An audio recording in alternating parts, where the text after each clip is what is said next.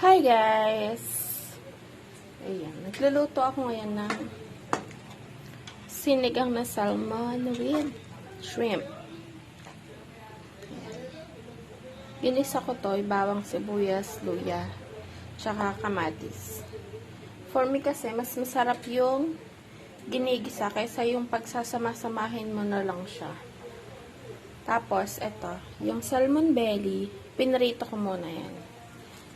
Para mabawasan yung lansa niya. Pakuluin lang natin to.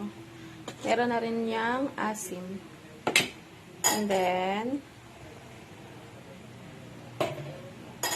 ang gulay ko lang dito guys ay okra. Ayan. Hindi natin masyadong lulutuin yung okra ha. Para hindi madulas. Kasi pag naluto siya ng husto, nagiging madulas siya. Then, sabay na natin itong hipon. Pakuluan lang natin to ng 2 to 3 minutes and then, okay na siya. Ayun lang.